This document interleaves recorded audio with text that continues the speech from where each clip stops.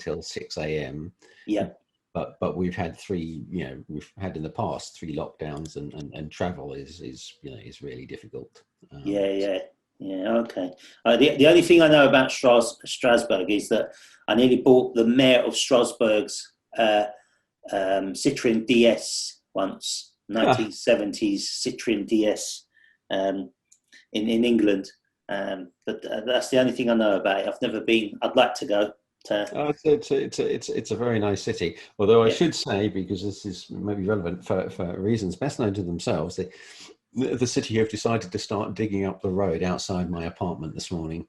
Okay. Over the last hour, they've been using pneumatic drills. Okay. I can at the moment they're not drilling, but I can hear that the compressor is running. So we might get interrupted. I don't know quite how loud it will be on the audio, but just to mention that. Not to worry. Okay. You might hear a few sirens on my side, but that's about it. That's typical of London, isn't it? Yeah. So I just wanted to get you on, really, just to talk about space and what especially space debris. What you feel about living on other planets, because I know that there's a Mars race at the moment to get there and try and see if there's life on Mars. I'll introduce you. It will be a long. You've had a long career, I see, from LinkedIn, and obviously I know you through Kingston University. I was there when you were teaching there. Yeah. You might have done a few of my lectures, but I studied the aerospace BSc course. Okay. You were doing the BEng course, weren't you? You That's were teaching. Right. I was the program director of the BEng MEng program. So who was the program director of the BSc when you were there? Was it Peter Lilly? Was it, or Paul Brandon maybe? Or well, no, it wasn't Paul. It might have been Peter Lilly, actually. That rings a bell. It's so long ago. It's like over 20 years now, I think, since I graduated. Yeah, I know. So I mean, I've been here in Strasbourg for 10 years, so almost exactly. Yeah, yesterday was the 10th anniversary of me, starting my job here. So it does seem a very long time ago. Yeah. I haven't been back for years, but I'd like to go back and possibly just give like a talk to some of the students, because I know motivation was a big factor for me when I was there. Yeah. I was kind of tethering on the verge of giving up on some weeks. I was struggling a little bit, but I my first job out of university, I don't know whether you know where all your students go and stuff, but it was working for British Aerospace. Oh, okay. Which is quite a big firm to get into for your first job. So I was pleased with that. And now I work for Airbus Space and Defence. Oh, cool. So Earth Care, Bepi Colombo, all of these, Mars Rover, all of these projects, I've either designed some bits on it, or I've written installation manuals for technicians to fit stuff to the spacecraft. So that's kind of my role. But now I'm working on mechanical ground support equipment. So it'd be jigs and stuff like that to build the spacecraft structure. Yeah. So I don't know whether you've been to Airbus Space and Defence in Stevenage. But, Stevenage, not in the last decade, but before we used to do a trip up there at least once a year, and various projects working with the folks up in Stevenage. So we've been there on a number of occasions. Yeah. I forgot the surname of the propulsion expert on our site, which I tried to get him on today to have a three-way conversation, but he wasn't available today. Maybe in the future we'll get him on. His name's Bob, but I can't remember his surname. It might come to me in a bit. So Professor Chris Welch, Head of Space Payloads Laboratory and Director MSc in Space Studies at International Space University. Chris is a former Vice President of the International Astronautical Federation and a member of the European Commission H2020 Space Advisory Committee. He is currently a fellow of the British Interplanetary Society, the Royal Aeronautical Society, and the Royal Astronomical Society, respectively, and has been an advisor on 2 inquiries into UK space policy. If you noticed, I'm reading off your LinkedIn, but I'm sure you don't mind. You've got a resume and a half, I'll tell you that much. Well, you live long enough. You get you get to do a lot of stuff. So was you the guy with the Porsche 911 whilst he was at Kingston? No, that wasn't me. That was Paul Wagstaff. Ah, that's it. Yeah. I remember. Yeah. Interesting. Yeah. So Chris is a frequent commentator on space and astronautics and has made more than 300 television and radio broadcasts. He has also a significant track record in both space education outreach and in higher education, receiving the 2009 Sir Arthur Clarke Award for Space Education and the 2015 IAF Distinguished Service Award. Amongst his other achievements are that he was one of the final 20 candidates for the 1991 UK USSR Juno mission to the Mir space station, and he's written, he wrote that he believes to be the first ever paper on extraterrestrial garden design, and has a poem on International Space Station. Please welcome Professor Chris Welch to the podcast. Chris, so shall we get stuck in? Shall we just start off with, let's do it. At the moment, I'm working, last year I was working on the Mars rover program, which is called Rosalind, what was her surname? See, I get to these podcasts, I can't remember anything. But basically the Mars rover, the UK version or the ESA version, has got a 2-meter drill, and it's going to drill into Mars, and it's going to deposit them somewhere. And then there's going to be, later on, there's going to be a fetch rover, which is what we've called it as a project at the moment, but I'm sure it changed names eventually, like everything does. So then we'll be able to send all the Mars bits from space back and be able to analyze in our laboratories on Earth a little bit better on what's going on Mars. A couple of months ago, I was at a meeting from Mars rover, and I thought to myself, they're all talking about this Mars rover, and I'm saying to them, guys, what are we looking for? It's a simple question. What are we looking for? And they're like, we're looking for life on Mars. We're trying to see if there was life on Mars, or there is life on Mars. But my question then is, what do we do with that information? How do we, why are we looking for life on other planets, Chris? What do you think the answer is to that? Well, I think the reason for search for life on other planets and search for life in the universe is because it helps us answer those big fundamental philosophical questions. Are we alone in the universe? Are we the only life? Are we the only intelligent life, if we like to think of ourselves as intelligent? Mm-hmm. And at the moment, we just don't know. We have one data point, which is the Earth. We know there's life on Earth. Mm-hmm. We believe there could be life in other places, but we don't know. And that's a fairly fundamental question to answer, in my opinion. And since we can't go to these other planets and moons ourselves at the moment, we have to send machines in order to explore them for us, and they carry scientific instruments. Because if we were to discover that there is life on Mars, or even that there has been life on Mars, that would change our situation. We would know that there's life in 2 places, and then if we found that there was life, say, somewhere else in the solar system, then there's life in 3 places. Maybe that means that life is a lot more common. Then you kind of get into questions about, does it all share the same roots, or are these, has life arisen separately 3 different times, or did it start somewhere and then spread out? We don't know. But it's a case of exploring to try and find out the answers to those sort of questions. Okay. So then when we find out this, say we find out on Mars we've got a presence of life now or in the past, what do we do we want to live on Mars? Is that where we're heading here? Is that what we're trying to do? Well, I think that's certainly a possibility. If all the human beings that exist live on Earth, and anything happens to the Earth, then it's, thank you and good night for humanity.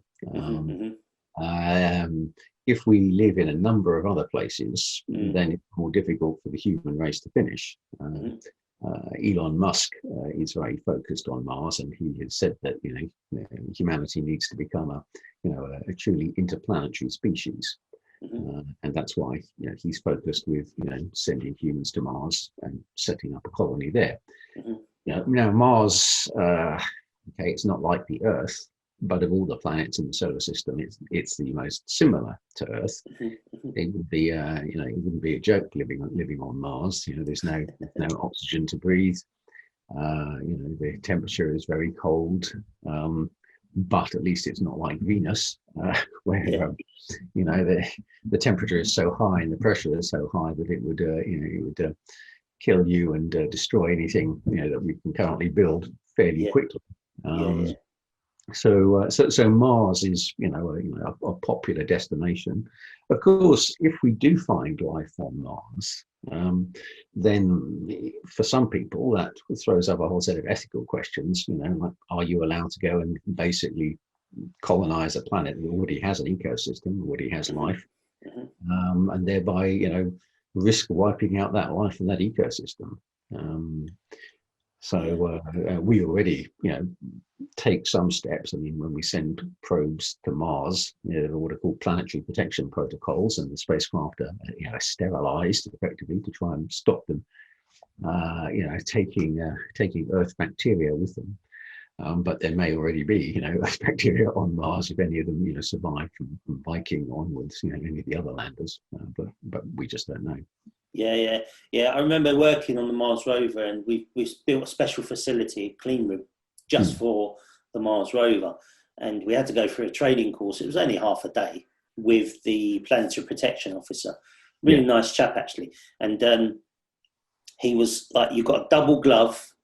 You've got to wear a suit with a hat and a helmet and a face guard. And you've got to go through one of them blowing, I can't remember what technically they're called, but you go through a blower system. The door shuts behind you, then the front door opens. You go into the changing rooms. It was half an hour just to get into the clean room. Suit up to get in. And apparently, somebody told me the other day that China have they sent a contaminated drill to Mars? Is that? Well, I mean, they're sending a spacecraft to Mars, which will be there soon. I don't know for sure what how much attention China has paid to the planetary protection protocols without looking into that. I mean, these are not things which are international laws that people have to follow. They're strongly recommended by the international space community, but then it's down to the individual countries to decide what they're going to do. Okay, so how do you say, right? Like in the world, we've got England is here, and then you've got France over here. So how do we split up Mars? Because obviously we've got an Arab, the UAE are sending a rover. We've got.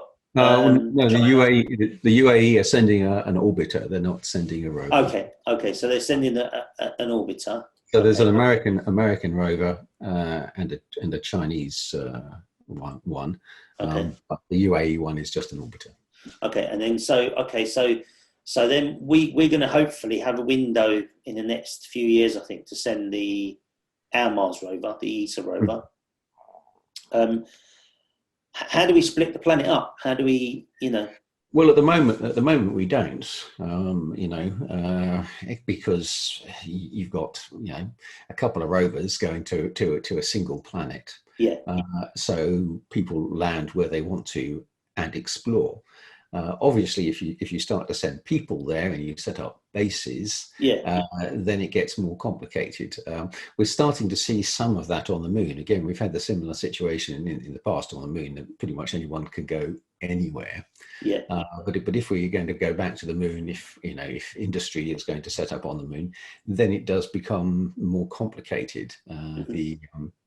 There are various international treaties that some countries have signed and some haven't. Basically, they say that nobody from Earth can effectively take possession of another body, whether it's the moon or Mars. But you can maybe, under certain circumstances, use some of the material that you find there. Again, different space lawyers I talk to would disagree about that. There are a couple of countries, the US, Luxembourg, and the UAE, which in the last few years have passed legislation to allow companies registered in their countries to carry out for-profit exploitation of extraterrestrial resources. But that's different from actually being able to, for a nation state, being able to say, this part of Mars, now belongs to us. We don't have a way to do that. It's meant to be the common heritage of all of humanity. Clearly, though, I mean, not everybody, again, agrees with this. I mean, Elon Musk has said that, he wants to start sending, thousands of people to Mars. That's why he's building this, this very large, space rocket. He hopes to have, people there within 5 years. We will see. And then the question is, how do they get governed when they're there? And eventually, will they become independent? I think the honest answer is nobody really knows. I mean, there's a lot of people looking into it. But how does on Earth it can't happen anymore, because every bit of territory on Earth sort of belongs to somebody, or there are treaties. I mean, that's not to say there's not arguments about it, but there's Antarctica and now we're starting to see a bit of political maneuvering about, land near the Arctic, as that becomes, as global warming melts the ice cap, opens up routes across the top of the planet. The countries that circle the pole are maneuvering politically. But, for the moon, for Mars, it's way more complicated. The United Nations has been looking at this and trying to deal with it for years. The US has recently started, rather than have a kind of a full international agreement, has started encouraging its partners to sign what are called the Artemis Accords, which are bilateral arrangements between a country and the US for how things are going to work on the moon. But again, not all countries are working with the US, and not all of them have signed the Artemis Accords. So it's an evolving situation. Okay. So it's not. So there's nothing set in stone yet. No. If I had my bet, I reckon Russia, China, and America are going to be the three countries that start going to war over something like that, to be honest. And hopefully we don't see a war on the planets, or through the air into space and so on, because that'd be a nightmare. I think we should try and avoid any sort of wars in space as well, because you mentioned kind of space debris earlier, but once you start fighting a war in space and things start blowing up, you end up with large pieces of spacecraft and other things traveling at high velocity, and those sort of things are really difficult to deal with, and it could make space unusable effectively. Talking about space debris now. So I saw a picture that you posted on Instagram the other day, and we've got we've got a video at work where somebody sent me. I don't know how they got hold of it, but it shows all the satellites going, and all the satellites just going around Earth. Now, at the moment, I'm working on something called OneSat. I don't know that one. I think what we're going to do is we're going to send 20 to 25 small spacecraft in one shot. And again, my question in a meeting recently was, when are we going to stop sending so many spacecraft and start thinking about trying to get rid of? I know there's a space scrapyard. Am I right in saying that?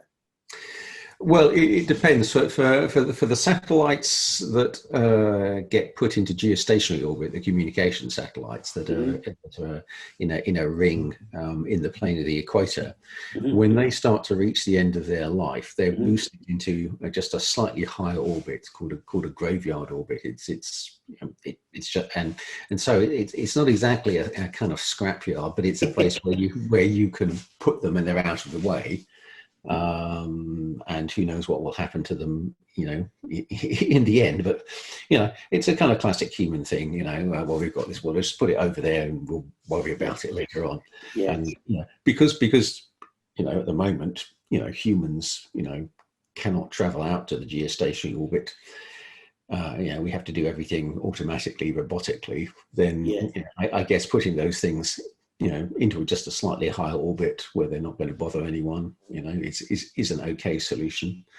I have a box, here in my apartment full of, old electronics, things, batteries and bits of old computer and circuit boards that don't work anymore, but will have to be recycled. And so I just shove them all into there. And then, obviously every so often I take them to the dump, to the right place to be recycled. Well, that's kind of where we are at the moment with the geostationary satellites that are out of use. They've been pushed into this graveyard orbit, and then beyond that, nobody has really thought about what to do with them. You can't just go up there and grab them. It's a bit different. On Earth, on the sea, if you come across a boat that is drifting. Ancient rules say that you can claim salvage on it. You go aboard, it's yours. Not in space. Those objects still belong to whoever launched them, even if they're in a graveyard orbit. So you can't just go appropriate them for your own use. I mean, some people have said, well, could we recycle them? Use the materials? Quite possibly, but what you can't do is just go and take them and take them apart and use the materials, because they belong to someone else. So there is no right to salvage in space. So if you want to use the remains of someone else's satellite, you've either got to steal it or buy it from them. Yeah. And do people steal satellites in space, do you think? No. Because at the moment there's not. What would you do with it? There's no point in stealing something unless you have some sort of use for it. And at the moment, there's no way to use it. And also, it's fairly obvious, it's very difficult to do that sort of thing in space without someone noticing. Yeah, of course. So where we got like EnviSat's quite a large spacecraft. And it's it's dead at the moment, isn't it? It's not communicating at the moment. That's right. EnviSat is in a much lower orbit. EnviSat was a European Space Agency, remote sensing satellite, and that is much closer to the Earth, a few hundred kilometers up. And what to do with EnviSat is one of those big kind of space debris questions, because if in left to its own devices over time, many years, its orbit will get lower and lower and lower, and it will eventually re-enter the atmosphere and burn up. But that could take very, very long time. And in the meantime, if it gets hit by anything else, it will fracture and it will create an enormous plume of debris. And again, there's no binding international rules on debris, but there are some guidelines. So for example, for low Earth orbit satellites, now it's generally accepted that you should design them so that after the end of their life, they will re-enter the atmosphere within 25 years. So that means either they are sufficiently low that the atmospheric drag will bring them down, or there's now a market in devices to attach to satellites, which when you no longer need them, these devices open up like a parachute or an umbrella or a balloon to increase the surface area, so that the drag has an effect more quickly and it brings them down. Or you could fire rocket engines to deorbit them, because in the past people have just launched stuff into space and then forgotten about it because space is big and who cares. But the problem is now we're seeing hundreds and hundreds of satellites, and what's called space situational awareness, or space traffic control, if you want to kind of a more understandable kind of idea, is becoming necessary because there are so many people. And again, to come back to Elon Musk, his Starlink constellation is going to have thousands of satellites. Jeff Bezos, of Amazon, is coming up with his own concept as well, called Project Kuiper. The UK company OneWeb doing something similar, although they've just decided that they don't need as many satellites as they originally thought. And then there are lots and lots of other companies, launching constellations of smaller satellites for various purposes. So when the space age started, all the rules were written on the basic assumption that only countries could afford to do things in space because it was big and complicated and expensive. And so it's all written to do with nation states. And so the rules don't work very well for commercial activities. Every time you launch something into space, it has to be legally attached to a particular country. So if you own a jumbo jet and I own a jumbo jet, and we've both got air companies, and and my jumbo jet hits your jumbo jet, you can sue me.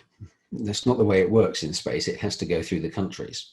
So if you were British and I was French, you couldn't sue me directly. You'd have to talk to the UK government, who would then have to talk to the French government, who would talk to me. So it's a lot more complicated space law, and it changes very slowly. Okay. So I mean, are we working on a Harpoon a couple of years ago? Now, I think Airbus has been working on a Harpoon. They did a demo flight of that, I think. Do you think that's going to work? Do you actually? They travel fast, don't they? These spacecraft. Well, I mean, in low Earth orbit, the orbit velocity is about getting on for 8 kilometers a second. So, if you're going to try and, just hit something, or even, shoot it with lasers, which is another idea that's been proposed, you've got to be very accurate. But obviously, if you have another spacecraft which rendezvous with it, then the other spacecraft is also traveling at the same speed, and so it's a lot easier to fire a harpoon or a net or something like that. So a lot of the debris removal techniques require a second spacecraft to go up there and to capture the debris spacecraft. If they had been designed differently, there might be a standard interface where you could go and grab them, but because these were designed and built and launched before people were thinking about this, there is no standard interface, and they can be tumbling or spinning. So you need to find a technique to capture them and slow them so that you can then deorbit them. And that's where ideas like the nets and the harpoons and so on come from. That's a way of actually physically grabbing a potentially spinning spacecraft. Right. Okay. Yeah, because I worked on it for a few months, and then I came off that project to work on something else. And I remember thinking, I don't know how that's going to work. I mean, I was involved in the mechanical bit of it more than anything else. So putting it there into space and making it do what it says on the tin is not my cup of tea, really. So I'm just mechanically trying to get it to work properly. But so how many satellites are going up this? How many spacecraft are leaving Earth this month? I think there's quite a few, isn't there? Well, I mean, just in January, there was one launched by SpaceX that launched 143 in one day.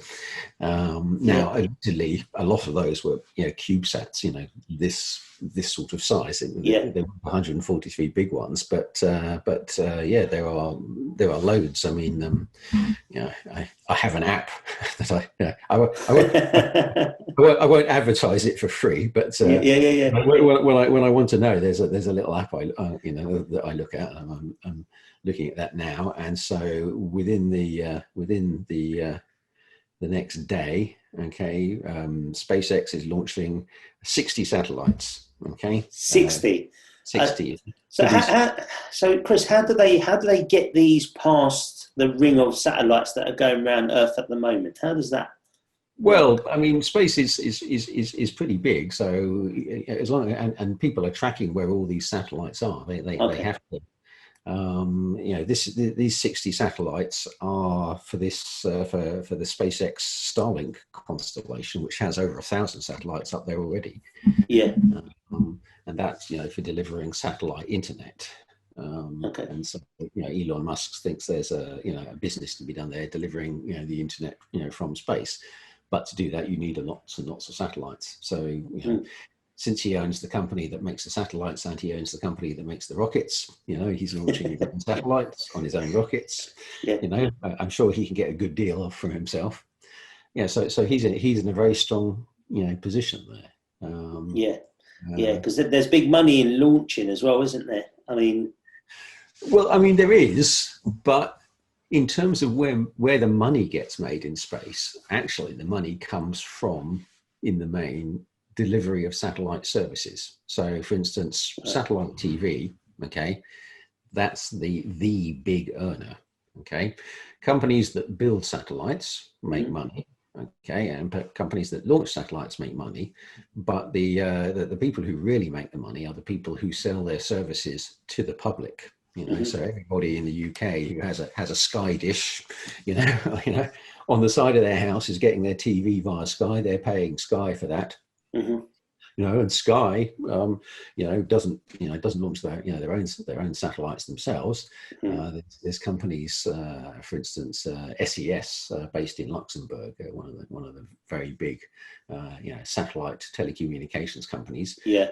They have satellites in the geostationary orbit, and they rent space to other people, and that's where the money is. But what Elon Musk has done is to reduce the cost of getting to space by first of all designing the SpaceX rockets to be economical, to operate, and also to make them reusable.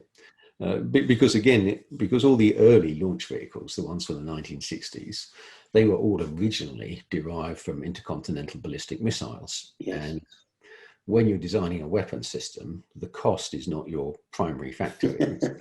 It's the performance, and so you ended up with a set of rockets there, which were, very good rockets, but they were not cheap. Whereas, and so everything that came after them, that was derived from them, was also not cheap. Whereas, Musk and the team at SpaceX went right back to basics and said, okay, we need a rocket that is cheap to operate, because we're going to run a business, and we can't have an expensive rocket. And so that influenced the design, the choice of propulsion systems, the fact that they've now used, I think one of their first stages has now been launched 8 times, I think. Yeah.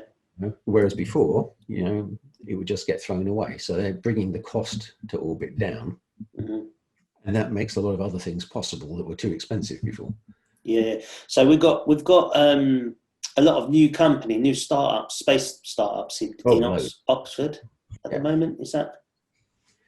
Out at Oxford, Harwell and Hallam and places like that. There's a kind of space nexus. There's a government-funded activity called the Space Applications Catapult there.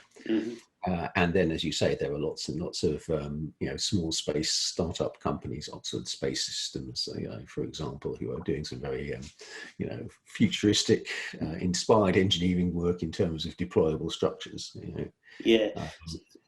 Okay, so other companies, satellite service companies. I mean, when I was in my 20s, I knew the name of all the space companies, in Europe, because there weren't very many of them. Now I can no longer keep track. Yeah, you need your own app, don't you? You need to devise an app that keeps track of all these different companies. And some of them will succeed and some of them will fail. But the point is, enough of them will succeed that it'll build a new space economy. Yeah. So do you think it's good from an entrepreneur's perspective? Say I wanted to invest in, I don't know, a space company. Do you think it's a good idea now? Do you think that's as long as you pick the right space company? Yeah. So okay. Yeah. I mean, startups. Even space startups. Some of them succeed and some of them fail.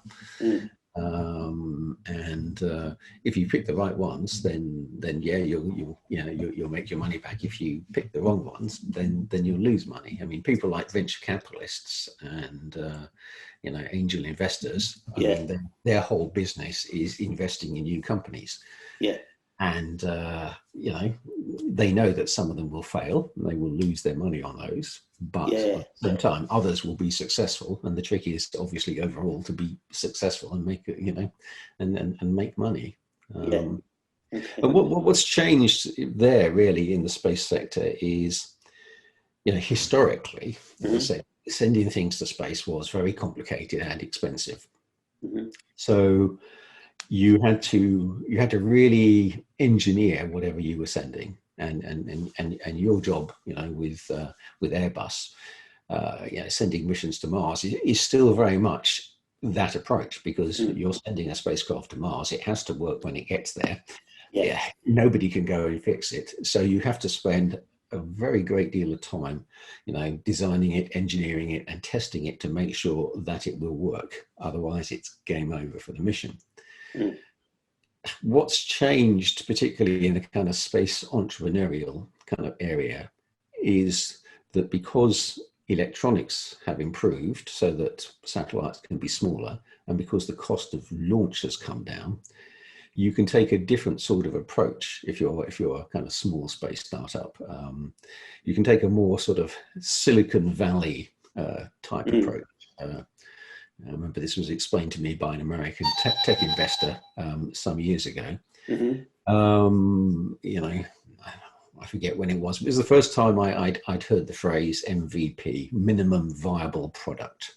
Okay, which for me as an old school space engineer, mostly working on the science side of things, didn't mean anything. But obviously, if you're making software or an app for a phone or something like that, the kind of commercial question is, what is the simplest thing that you can sell that will allow you to make money, which you can then spend on developing it. So you have a minimum viable product that you can sell.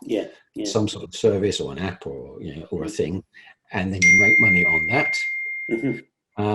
And then you can invest that in producing it. And we've all seen that with with software. One version comes out, then 6 months later another one, and you're constantly getting better. Well, that's the way it is with a lot of these small satellite companies now. They build a what's called a CubeSat, maybe something maybe this big. They launch some of those. They know that they're not going to have a very long lifetime in space anyway, because they're not in a very high orbit. So they know that they're going to come down after 2 years. Rather than for a geostationary satellite, which has an operational lifetime of 10 to 15 years. So within 2 years, they've got an updated version of the satellite, a better one. And again and again and again. And so the possibility for technology development and technology improvement is much faster. Whereas for a big communication satellite that's got a lifetime of 15 years, that means the ones that are up there now, getting towards the end of their life, were designed 20 years ago, and that they're using technology from 20 years ago. So the ability to improve the technology, can be much slower in those cases. You don't want to take a risk. If you're sending a satellite out to geostationary orbit where it's going to make money for you for 15 years or so, you don't really want necessarily to be at the cutting edge of everything and taking risks. You want something that will be reliable. Whereas if you're sending something that's only going to last a year, you can afford to take a bit of a risk, and if it doesn't work, then you quickly launch something else. So they're two different approaches. Yeah. One is more driven by commercial concerns, and whereas sending things to Mars, well, if they go wrong, nobody can fix them. So that's still kind of old school, focus on good engineering, and ultimately things have to be very, very reliable. Yeah. So we've got some launch sites in the UK. One's being built. We're building them at the moment. Yeah. Where's is it down in Devon or Cornwall, something like that? Well, one of the locations is near Newquay in Cornwall on the North Cornish coast. Mm-hmm. That's a site that Virgin Orbit want to operate from.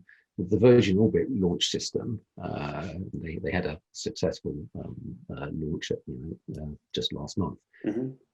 Uses a carrier aircraft which takes off from the runway and carries a rocket under the wing of the aircraft. So the plan there would be to fly off over the Atlantic, so you're out to sea, and then drop the rocket, climb, drop the rocket, and then the rocket takes off from a higher altitude. Yeah.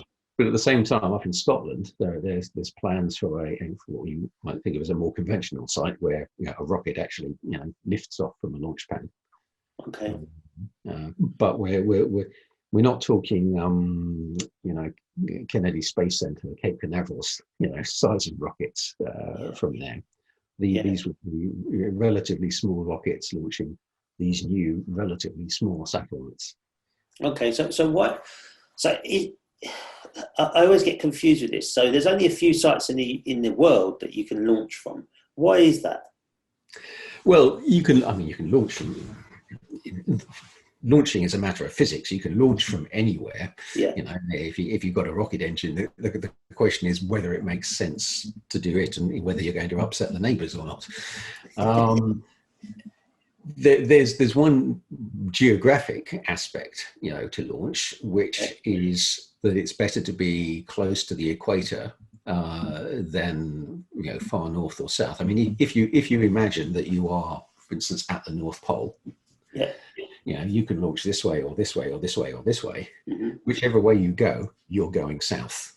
So you end up in an orbit which has its plane exactly vertical, and that is the only orbit that you can launch into from the North Pole.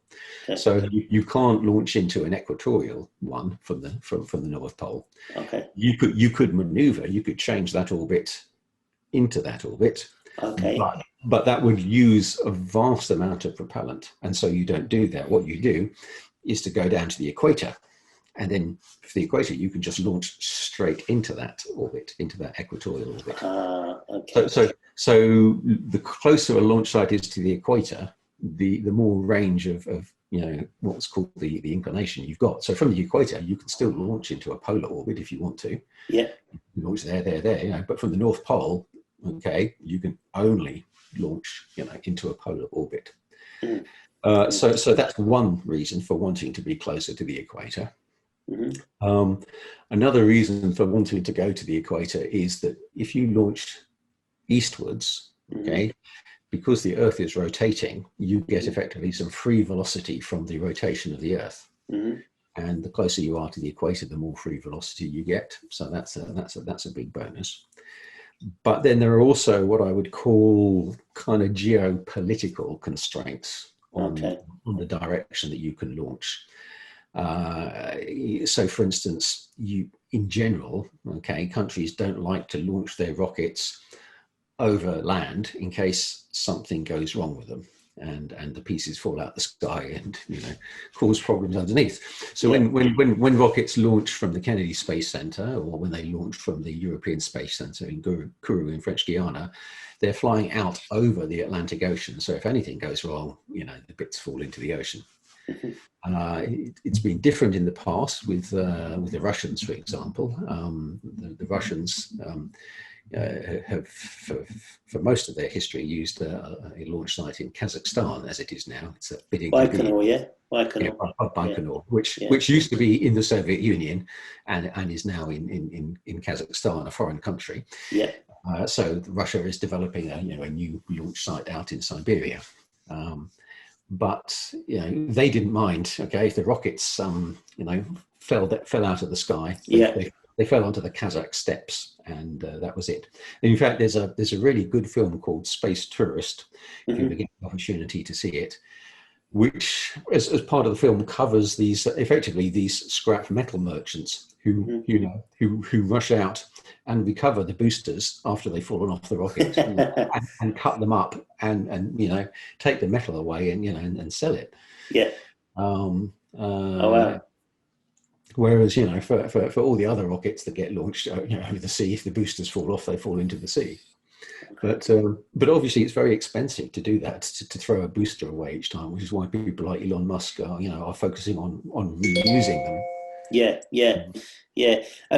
So we were supposed to launch Mars rover recently, last year, I think it was, and we missed the window. What do they mean by we missed the window then? What's that about? Well, if for interplanetary travel, to go from Earth to another planet, in this particular case Mars, it's basically because of a limitation of the power of our propulsion systems. Okay. If we had super duper fusion rockets, this wouldn't matter. But what we have to do is we have to pick the right moment to launch our rocket. So if you imagine the kind of, my fist is the sun, and then you've got kind of Earth kind of here, you have to launch from Earth, and then the spacecraft travels around to the other side of the sun to Mars orbit. And it has to arrive there at the same time Mars does, because Mars is also orbiting. So it's only every 23 months, that the positions of Earth and Mars are correct, which then allows you to launch to get there. And that's why, for instance, now, this month, we have 3 missions all arriving. It's not like they're going together for company, because 23 months ago, or not 23 months ago, 6 months ago, the alignment of the planets was right to send missions to Mars. And if you miss that window, you then have to wait another 23 months. So in the case of the Franklin rover and the ESA mission, because things weren't finished, couldn't launch, have to wait another 23 months. Because I was confused about that, and I was asking some of the engineers, and I don't think they had the right answer for me. And you've just explained it, and my listeners will say, now I understand it, because you're an expert at explaining stuff, definitely. But it's all to do with the alignment of the planets. And Mars has to be in the right place when you launch, so that it's in the right place when your space mission gets to Mars orbit. Okay.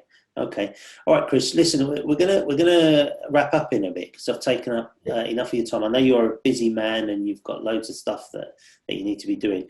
I just wanted to ask you a question that's coming in my mind now. Is this extraterrestrial garden design? How did that come about, and what did it look like? Well, I didn't actually design a garden, although I came up with some ideas. What happened? I mean, this was a long time ago, 20, 25 years, maybe. Because I searched for the paper and I couldn't find anything. Oh, I can let you have a copy. I can let you have a copy of it. I gave it at the International Astronautical Congress, which is big space conferences. I can't recall which year now. But back then, for reasons I won't go into here and now, I was spending a lot of time with people who design gardens professionally. In the UK there is the Society of Garden Designers. And so it was interesting talking to them, because my idea of a garden, kind of British suburban garden, I guess the sort of thing my parents had. You've got a back garden, you've got a lawn, you've got flower beds, and there's roses. And clearly, talking to them, that wasn't necessarily what they meant by a garden. And so it started off kind of really with me going, well, what is a garden then?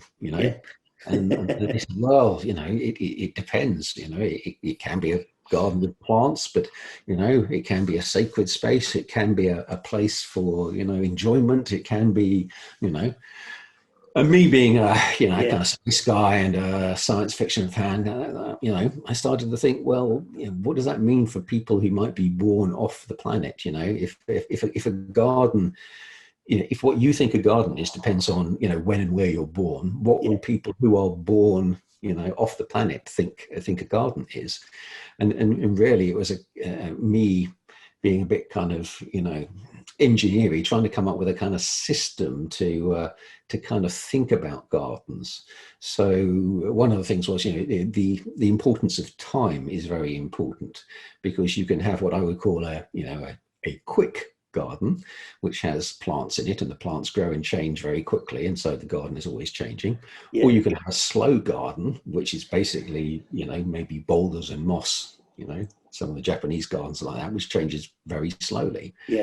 And I was thinking, well, suppose I lived on the moon, what sort of garden would I have? And the one thing I did come up was that, my personal desire to sort of go to the moon with a rake, and sort of, make a Japanese kind of rake, kind of Zen garden on the moon, which would then, of course, once I'd made it, unless somebody changed it, would stay like that for millions upon millions of years. So that was really the kind of question I was trying to think. I mentioned some other ideas, but I didn't actually do a design of a garden. Oh, you didn't draw. You didn't draw one. I didn't draw, and I can't draw. Yeah. Okay. You'll have to send me that. You'll have to send me that paper, because that was interesting to hear that, actually, that you even thought about it. So that's amazing. That's amazing. I'll just make a note of that. Yeah. Yes. Okay. So one last question before I let you go. Yeah. If they find life on Mars, yes, it might be a silly question here, but if they brought back an alien, what would you say to them? Well, I mean, those are different things. I would say. I mean, if they find life on Mars, it's likely to be a microbe. In which case, what do you say to a microbe? Anything you like, because it can't answer back. Or if we had intelligent aliens, well, communicating with them would, it's very difficult to say, much about that, because so much would depend on what sort of alien, they were. There've been some very, typically kind of Hollywood type films where aliens are basically like humans, but and then there've been some other ones where it's it's much more speculative. I mean, there's a good documentary sort of thing, and I claim, make it clear, I'm in this film that I'm telling you about, called The Visit, an alien encounter, not to be confused with the horror film also called The Visit. And this is made by a Danish filmmaker, Michael Madsen, also not to be confused with a Hollywood actor of the same name. And this is a kind of interesting film, because it presupposes that an alien has come to Earth. But you never see the alien. Okay, you just see people talking to the alien and trying to determine, what the alien is doing here. Why is it here? What does it want? But the alien never says anything, and you never see the alien. So people are free to kind of speculate, what this creature, this entity is like. But it does show the sort of questions that people might want to ask an alien if one did arrive. Okay, I'll have to look that up. Is that on YouTube or something like that? Is it? Certainly the trailers are on YouTube. I think it's on iTunes. I'll have a look. It's on one of the platforms anyway. Okay. Well, Chris, look, it's been a pleasure talking to you, and hopefully we can do it again soon. Hopefully we can do it face to face in the near future, where we don't have this COVID lockdown situation. And fingers crossed. Yeah, fingers crossed. But may I wish you all the best. Let people know where they can find you on social media. I know you're in LinkedIn. You can find me on Twitter, at Prof. Chris Welch. You can find me on LinkedIn. Type in, again, Chris Welch and space. If you just type Chris Welch into Google, you'll probably find the rock music journalist. So There is, yeah. I looked at that and I thought, oh, where is he? Where is he? I was looking for you. Yeah. No, to find me, you always got to type in Chris Welch and then the word space as well, and then that will find me. Yeah, so I'm LinkedIn and Twitter are probably the best ways. Okay. Well, it's been a pleasure talking to you, and I love your posts on LinkedIn. So keep doing that because I do read them all, and I find it fascinating. Okay, so thank you very much. Okay, and we'll see you soon. Okay. Yeah, take care. Thank you, Chris. Take care. Have a nice day. Thank you. Bye bye.